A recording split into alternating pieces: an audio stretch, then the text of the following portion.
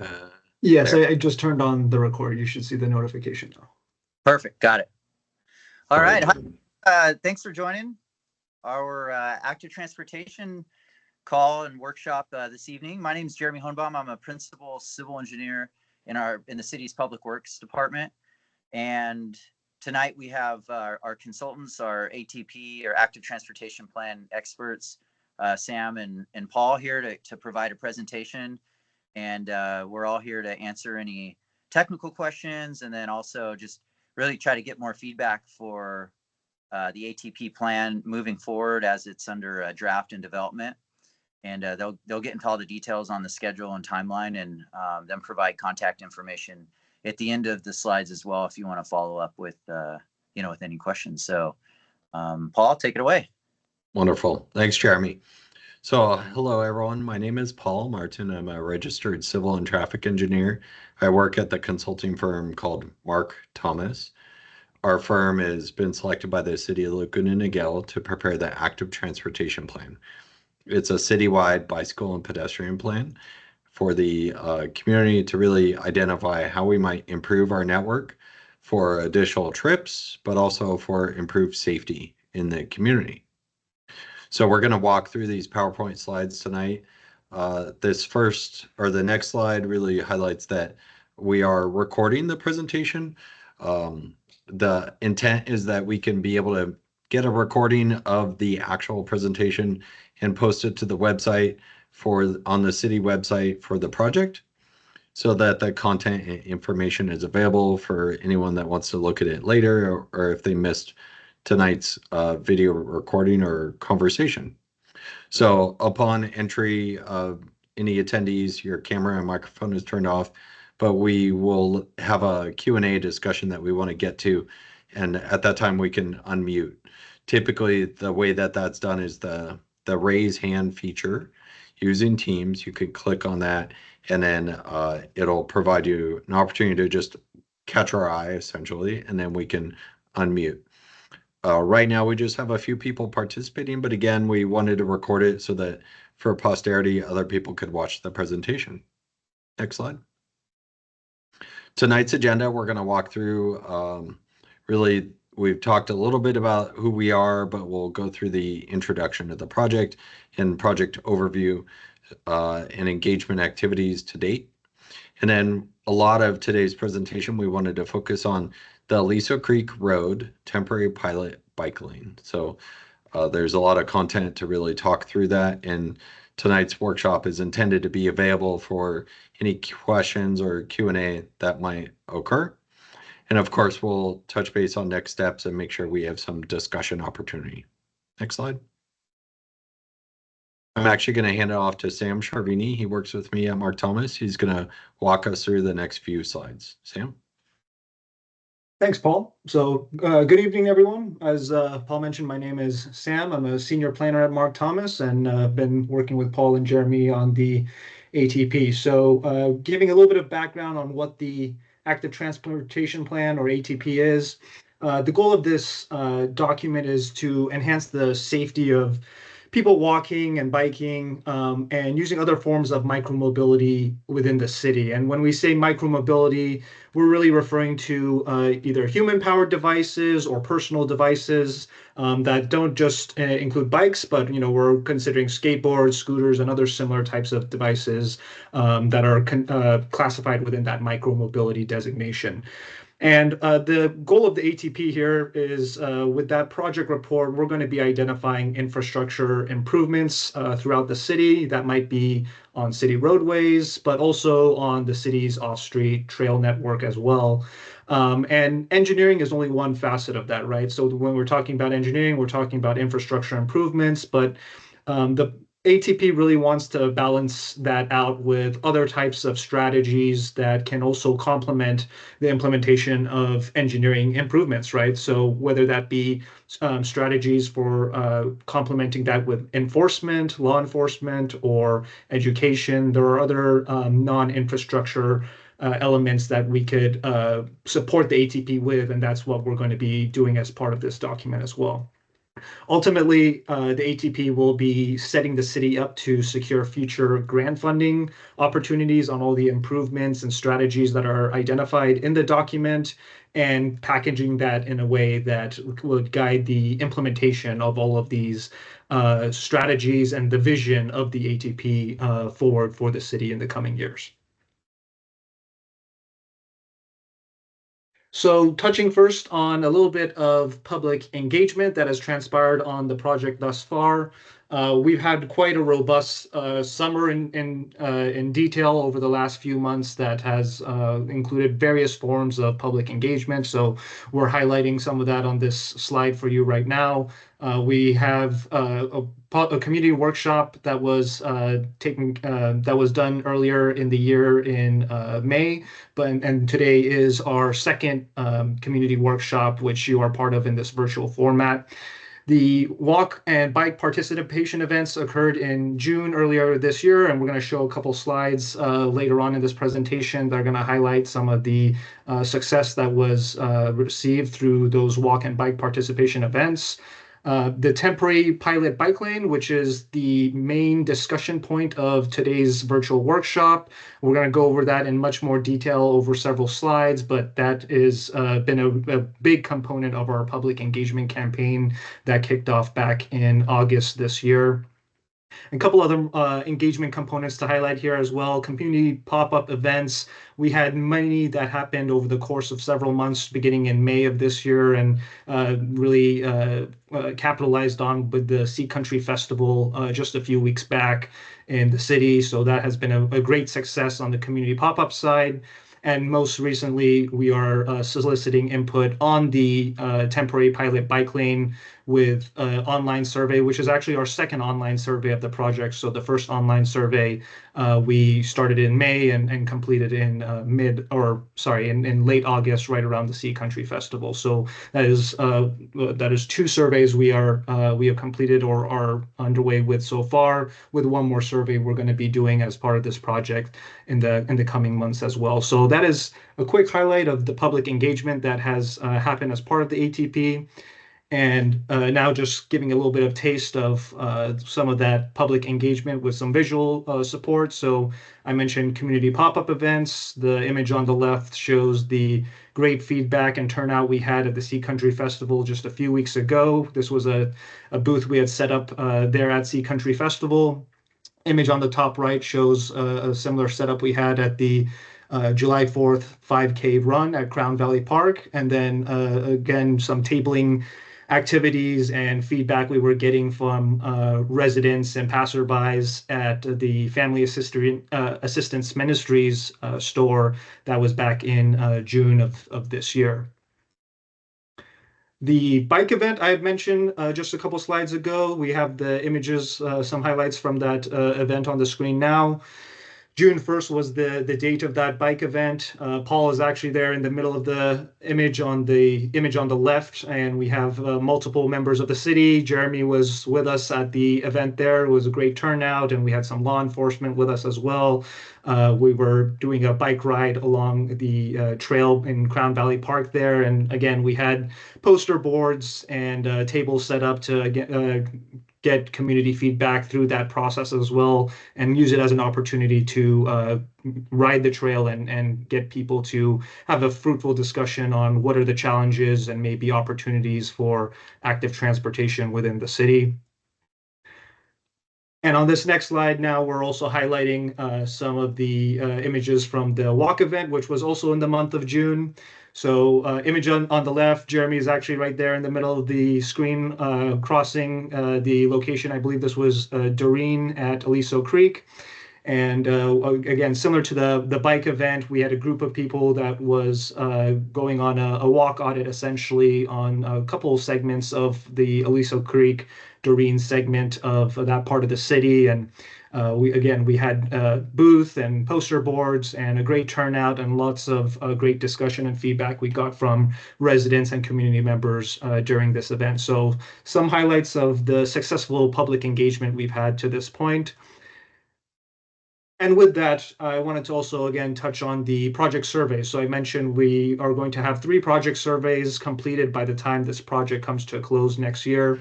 The first project survey, which we wrapped up in August 26th, as I mentioned, kind of overlapping with the Sea Country Festival weekend. We got nearly 200 responses through that survey, and that survey was more or less asking community members what their take is on active transportation when it comes to maybe some challenges and opportunity areas within the city, and overall what their experience is when walking and biking within the city boundaries. Survey number 2, which is currently underway and kicked off on August 23rd. This survey, we've have over 350 responses received to date, and still receiving more every day. So that is great to see. And this survey, we're expecting to have active still for another couple of weeks. We don't have a defined completion date there, but we're encouraging everyone to continue providing their feedback as soon as possible, as that survey is likely going to be coming to a close very soon.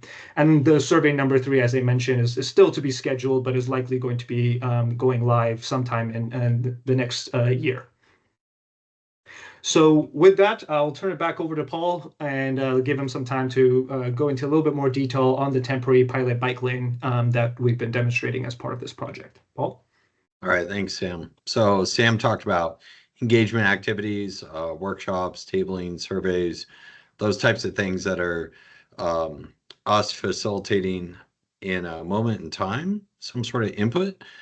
Here, this is something that instead of just a single day event, we've got a more longer duration engagement activity. So we've worked with the city and implemented this temporary pilot bike lane along Aliso Creek Road. And probably this is familiar enough with you as community members to see what's shown on the screen.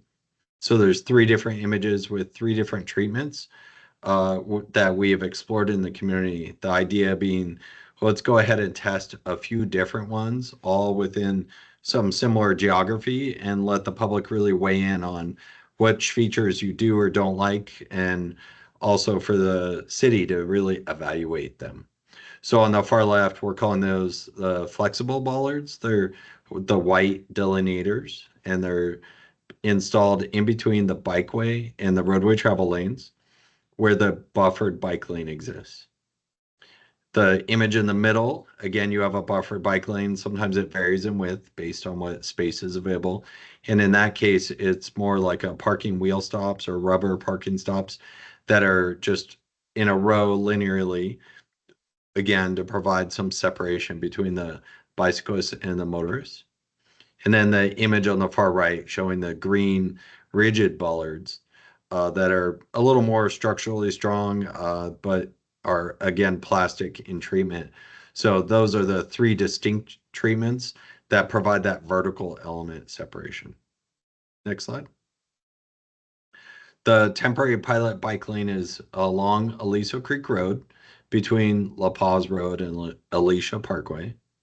It's about half a mile, and we implemented in August before the Sea Country Festival, and we're anticipating that this demonstration of the vertical elements will be in place sometime through September into October. We don't have a hard date just yet on when things might get removed, but the idea is that we would potentially take out the treatments after the input, and after all the evaluation has occurred and the community has been able to weigh in. And again, the concept is getting that public input, but also evaluating maintenance or costs and operations.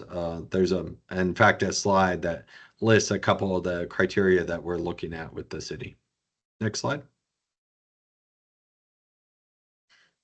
So we call this sometimes a separated bikeway, where we've created a vertical separation between the bikeway and the motorists.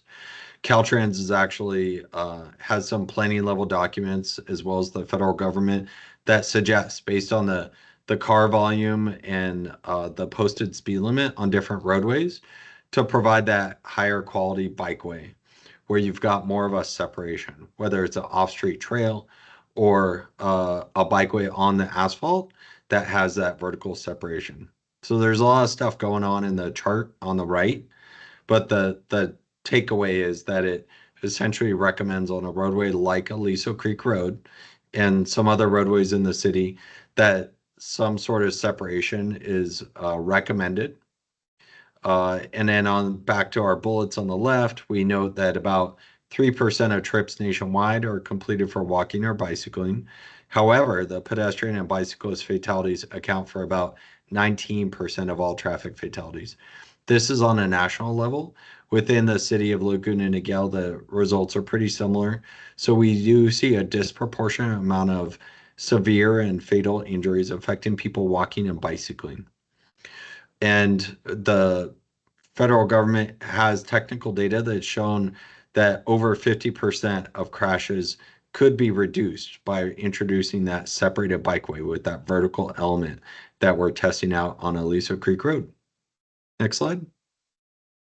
Some of the benefits that we do achieve through this is really help build some momentum and support with the community on this collaborative process. Hopefully it's a little fun testing out different treatments, and it allows people to explore the different treatments and test it out for their comfort level and their interest in it. And I've mentioned a few times, of course, getting that public feedback and input. We want to be able to test out how does it enhance local streetscape and then maintain the traffic operations and access to driveways and businesses. So the vertical elements do have a break in their use so that you can access Doreen Road or the driveways on both sides of Aliso Creek Road. Next slide. Here's an aerial image from above showing that intersection of Aliso Creek Road and Doreen Road. There's a few treatments also that you might have noticed. In the last few months, the city introduced the white cross hatching that provides that buffered bike lane, as well as the green conflict zone striping, the bright green in the bikeway. And that green occurs where a motorist might merge over and make the right turn, for example, onto Doreen, or the right turn into the shopping center with the Whole Foods store. Those treatments, this aerial is all before the vertical treatments were employed and added to it. So they don't quite show up, but in the prior photos, you saw some of those examples. Next slide. And then honing in again on the treatments in particular, we show the flexible bollard, the white one, that's option number 1, and the bicyclists they are riding with that treatment in place. Next shows option number 2, which is that rubber parking stop. And in this image, there's a couple white delineators that we added, the little bollards, because we realized that actually the visibility of these treatments being low to the ground, that 6-inch vertical element of the rubber parking stop might be easy for motorists to miss. So a lesson learned that we already observed is having those additional delineators might be helpful to really make sure that the yellow and black wheel stop is visible. So that's option number 2. And then option 3 is with the green rigid bollard employed. So you've hopefully seen all these treatments. Next slide. And technically we're calling out option number 4 here, where instead of a vertical element, we're saying no vertical element and just the painted buffered bike lane. So on the ground there, this is just past that driveway into the Whole Foods shopping center with just the painted stripes on the ground. So technically we really have 3 vertical elements and a 4th with the striping. Next slide. All right, I mentioned a little bit that this is a temporary pilot and we're evaluating various criteria. So with city staff, we're looking to evaluate and monitor as we go how things go, and if the vertical elements really score well for each of the criteria that's shown on the screen. So there's a variety of things like aesthetics. You know, what is the positive visual effect that we see with it, the community preference and input that we receive, and the general cost for installation as well as maintenance. And there's a table there on the right showing the 3 vertical element options and how much generally they cost. They're not tremendous cost each one. Options 1 and 2 are less than $50 each for the actual material. And then the rigid bollards are a bit more with the greater than $150. It's in the ballpark to give you a magnitude of how much those are. So you can imagine if one of those was damaged and they had to be replaced, we would evaluate and think about the cost implication of that. We also want to think about the durability and the visibility for these as a motorist or a bicyclist, or even as, say, a pedestrian crossing the roadway. How well can you see that object? Does it affect the traffic operations or street cleaning along the roadway as well? So we really are testing it for the city to see what type of issues pop up. And then through our community preference input, we also want to hear about user comfort. Maybe as a cyclist, you would prefer one or the other. And then evaluating what is the applicability of this type of treatment throughout the rest of the city. So there might even be some additional criteria that we develop, but this is our list at this time of things that we're evaluating to really cross compare with these different treatments. Next slide. Broadly, I wanted to highlight our schedule and our next steps. I mentioned that the temporary pilot bike lane will be completed sometime this fall. We're thinking really next month, October. And some of the elements might stay, but it might be that if there's really a consensus in one treatment, maybe we pull out the other ones so that we'll have less of this mixture of different treatments along Aliso Creek Road. And all this really feeds into our citywide active transportation plan. It's focusing on both bicycle and pedestrian topics, where we'll really look at how we can recommend the network throughout the city, not just on Aliso Creek Road, for enhancements and improvements. And tonight we're talking a lot about bikeways, but we're also, of course, interested with the pedestrian side of walking throughout the city and where those improvements could occur. So our schedule to Jeremy and the rest of the city staff is to develop that plan over the coming months and have a draft in the spring and then finalize next summer. So we'll be finished by this time next year. Next slide. So now we want to provide an opportunity, at the very least, if anyone has any questions, but we had a couple prompts. Which materials shown today do you prefer? Are there any other roadways in the city that you think would have good applicability for these types of vertical elements? And then we want to, of course, encourage everyone to complete visit our project webpage, but also complete the survey if you have not. So we'll unmute both. We have John and Scott, I see on the call. We'll unmute each of you and see if you want to weigh in a little bit. We'd love to hear from you. And then if you have any questions, of course, we'd be happy to answer those. So Sam, will you start with maybe John? And then John will do a double check that we can hear you okay. You might need to unmute yourself now.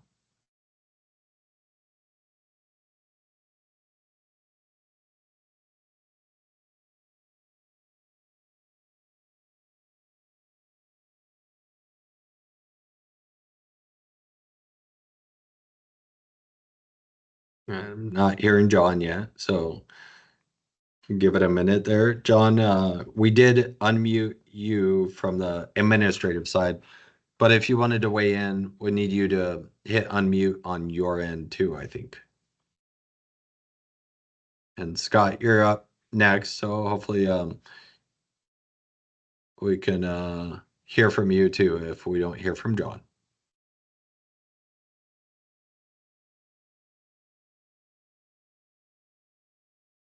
Okay, I'm not quite hearing John. So Scott, do you want to go ahead and weigh in and let us know if you have any questions? Sure. Thank you for the presentation tonight. This is great. I already took the survey a few weeks ago, so I kind of found out about it that way. I hadn't really heard anything until I saw the project go up along Aliso Creek. So I shared my feelings in the survey. I particularly like the green bollards. Okay. I just think a priority for our city is the young people on their e-bikes to school. And I think that provides a lot of definition to what the bike lane is. So I've seen young cyclists crossing 3 lanes of traffic on Moulton, right in the middle of the intersection. I mean, not even there's not even an intersection. It's in the middle of Moulton. I've seen it on Aliso Creek, and it's just so dangerous. And I just worry one of them's gonna get killed because of their reckless behavior. So I think having those bollards is a lot more solid feeling.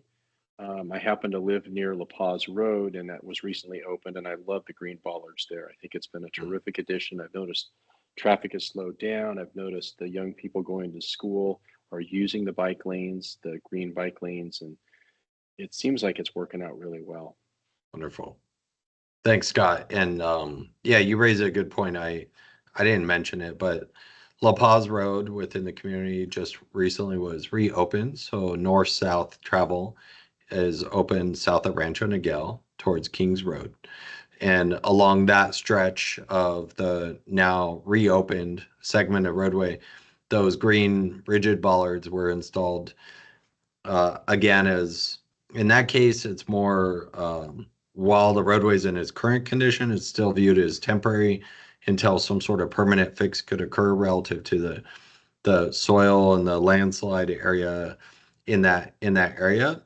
But the Lisa Creek Road demonstration is really just for these couple months to be able to test it out. Where La Paz Road, it may stay for a longer time. It could be measured in years, really, depending on how well it goes. But those are good examples, I think, that you mentioned, Scott, of really helping define the bikeway. And that's a good example of something that, now that you say it out loud, it's pretty obvious, but it helps really remind all of us that bikeway's there, whether you're on a bicycle or not, and then help with that clarity for anyone that's riding, like youth as well as adults. Right. Okay. The other thing I would add to your other question there is what other roadways? I'd love to see a connection between Crown Valley going up Niguel to get to that bike trail over by Marina Hills. Because for those of us that live in the Rancho Niguel area, the only way for us to really access that is to go down Crown Valley. I don't feel safe riding in the bike lane because cars are going 50 miles an hour. So I typically are right on the sidewalk and I have to watch, make sure there's no pedestrians. But then going up that Miguel from Crown Valley is pretty treacherous because it's very narrow, and I know the cost is pretty significant, probably to widen the street. But that would be one I think that would be a critical change needed because then we would get a full connection and we could ride all the way down to Salt Creek. I think it would take some of the cars off the road that currently have to go down there because there's not a real clear, safe way to get there. And do I have it right? I want to confirm which roadway segment you're talking about. Maybe Niguel Road in between Crown Valley and Marina Hills? Correct. And then there's a bike trail that's separate. That's wonderful. It goes all the way through the community and ends up down at the park there by Salt Creek. Yeah, got it. Yeah, so then Sam mentioned survey number 1 was earlier this year, and it was a lot of the community engagement. And a lot of the time we did the tabling events, we heard a lot about that stretch of Niguel Road for what you're talking about. If you're at the Crown Valley Park and points north towards the regional park, the Laguna Niguel Regional Park, there's that off-street trail. But then when it comes down to the intersection of Crown Valley and Niguel, it ends. Exactly. And there's a bit of a gap of getting from Crown Valley Parkway to Marina Hills to be able to access the Salt Creek Trail and go all the way to the beach, frankly. Right? Exactly. Mm-hmm. Yeah. So that definitely, I think the community engagement has seemed to put a spotlight on that segment of the roadways within the community. So we're really looking at how we can make some recommendations on that. And it is more tight. I think that there's a lot of history with that segment in Niguel Road being built, one of the early roadways within the community. So it doesn't quite have the same width, more generous width that you see in other parts of the community, but it's a key connection, a key artery for the city, and as you know, the gap in between two really good off-street trails. Okay. Yep, exactly. And I think just a couple other comments on the Aliso Creek. The other thing I did like was it caused people to not drive into the bike lane when making that turn onto Doreen or making that turn onto Alicia. It makes you have to be disciplined to get actually where you're going to turn and then make that harder right. Cause you have to slow down some, but at least you're not going to take out a pedestrian or a bicyclist. Yeah. So this is a good example too. While we're talking about the bicycle components of this, sometimes there's a ancillary benefit to people walking. So hopefully if then the motorists are more deliberate or slower in those right turns, that then as a pedestrian crossing the roadway, the concern or anxiety associated with the right turn traffic maybe conflicting with the pedestrian in the crosswalk is reduced, right? So Right. yeah, we definitely would note the public at large has said when we see these types of implementation of the separated bikeway with that vertical element, there's a benefit to pedestrians as well as cyclists. Sometimes it's more anecdotal, but at the very least, if you had something more rigid, then it just means cars are that much further from a pedestrian as well. So uh, there's a rational and an emotional associated with both sides of that. And I Cool. guess my final comments would be, I guess on a longer term, and Jeremy would probably know more about this, although it's so fresh right now, but where that ziggurat property is likely to be higher density housing. There'll be some other mixed commercial in there, I'm sure. And that'll be a great opportunity to try to maybe broaden that walkability, bikeability to capture areas on the pause where the pause center is currently there by Oso all the way down to Aliso Creek and really make that a bike friendly commercial vibrant area where people will feel comfortable riding their bikes and walking to restaurants and things like that. Mm-hmm. Agreed. So yeah, go ahead, Jeremy. Yeah, I was just going to say that's a great point. And every developer that we've met with thus far, we've mentioned that they need to be incorporating some into their design and aspect of active transportation for that connectivity. So yeah, you're spot on with that. Terrific. Yeah, I'm in the industry, so I'm mentioning also I work in corporate real estate, so I understand this. So. Excellent. Anyway, I appreciate you giving me all this time, and I really appreciate all your hard work on this. I think it's terrific. I'm really pleased the city is doing this, and hopefully it's the start of something that really expands and addresses not only the issues we have with some of the bike issues right now, but longer term makes it just that much more enhanced for everybody to want to get on their bike or start walking to wherever they need to go instead of hopping in the car. Right. Yeah. Wonderful. Well, yeah, thanks, Scott. We definitely agree. We've heard a lot about the ziggurat opportunity and then kind of anticipate that the city could really evaluate what the roadways would look like as well as what the land use composition would be for some sort of development in that area and how to activate that space and really deliver a high quality outcome. And thank you for all the feedback. We're pretty excited, frankly, about the Aliso Creek Road demonstration and using this as a really good way to demonstrate to the community an engineering concept that a lot of times gets talked about and then takes a long time to engineer and design and procure all the results and make it happen. And sometimes we spend a lot of time in the engineering field coming up with the idea and then hoping that it works out. In this case, we really are provided an opportunity to test it out and let the public see it. And even if they say, I wish it was better in the following ways, that still provides a lot of good input for us. Sure. Terrific. Cool. Well, thank you. Right. I'm going to sign off now. It looks like John's back on, so I'll let him have the floor here if that's good with you guys. Yeah, that thank sounds you. great. Appreciate All right. Thanks. Have a great evening. You too. Thank you, Scott. Yeah, John, Kinney, it looks like you came and went, but maybe there was some tech that you were able to get over. Do you want to unmute? Try again. We're not hearing you yet, but if you You should be able to unmute yourself at this point.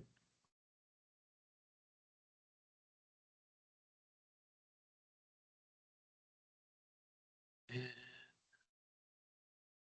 see, Sam, we do have the chat turned off. I wonder if, are you able to turn it back on and we can see if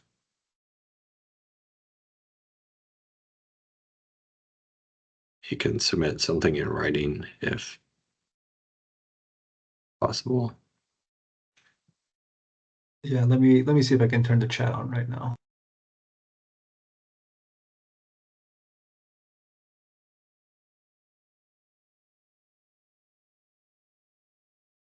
As he's working on that, I was curious. I pulled up Niguel Road that Scott was mentioning just to kind of check lane widths out there, and it looks like there's some pretty good sized lanes. Oh, is that right? 12 to 14. It's not consistent, but so there may be some opportunity to.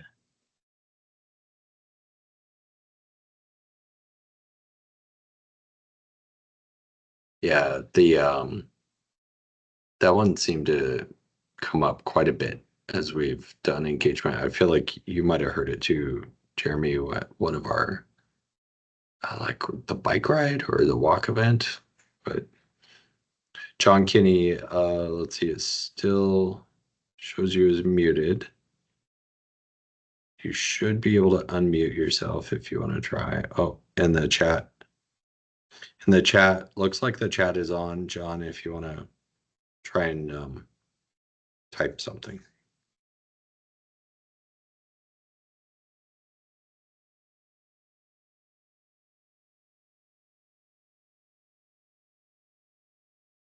Looks like he's typing.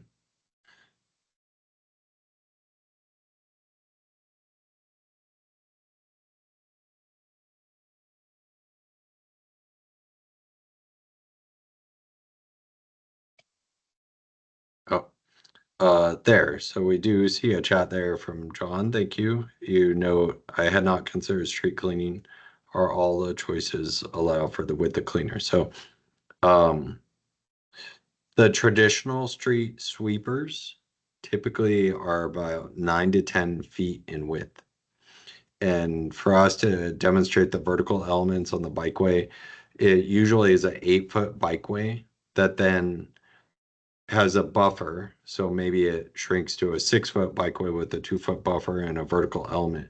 So actually the width is too narrow for a typical street sweeper. However, the city contracts with a vendor. It's contracted out for the street sweeping. So the city's touching base with that contractor to see if they have something more narrow or if they can use other mechanisms to really sweep the roadway. So that is one of those things that isn't totally worked out. Some cities have gone ahead and said, we want to implement more of these vertical elements for the separation on multiple roadways, and they proceeded to maybe purchase or have their contractor purchase a sweeper that fits within that more narrow width. There are a couple that are mountable and wouldn't restrict the access and would allow the sweepers to still get in. So we're also considering those as well, moving forward where it might be more constrained. So I guess, yeah, there's still options out there in the industry that can explore. And then will that be a cost to our vendor? So yeah, the vendor potentially, there would be some changes to whatever the contract is with the vendor if they had to get a sweeper that was more narrow. But that also is, you know, one of those features that every time the contract comes up, then, you know, any new items that are required, the city is able to add that into the bid documents. So the chat seems to work. Let us know if there's any other questions or comments you have. And I guess Scott left, but we wanted to highlight we do have a last slide about, yeah, Sam, why don't you flip to the next slide? So John, for your benefit and for everyone who watches this later, our contact info is provided here. So as a reminder, Jeremy Honbaum is the city project manager. His email address is there. And again, I'm Paul from the consultant team, and my email website is email is there. And we do have a project website shown on the screen there. It's hosted on the city webpage. And on that, it has information about our different events and surveys and content and the current survey that we have. So the QR code shown there does have the actual survey that's live right now. Okay. And yeah, John Kinney weighed in a little more saying thank you for the content and also on the Traffic and Transportation Commission at the city. So we actually do have a presentation to the Traffic and Transportation Commission in a couple days. We will go through this slide deck, but it'll have some other content as well, more recapping about where we are on the project. And then, yeah, John, I see also you note that you're on the commission for the OCTA, the Active Transportation Group. So I'm not scheduled to present there, but you'll hear from the OCTA staff, I'm sure, on some similar efforts, things that they're doing. So it's great to have you here. And any other questions or comments you might have, John?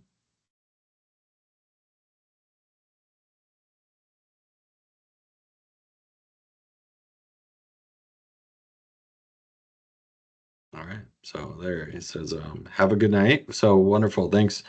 We were happy to be available and really host any questions. And again, if anyone watches this at home later at some other time, we do encourage everyone to fill out the survey or go to the project website and provide content. So we thank everyone that watches this or for the attendees tonight for their input. We'll sign off now. Thank you. Thank you.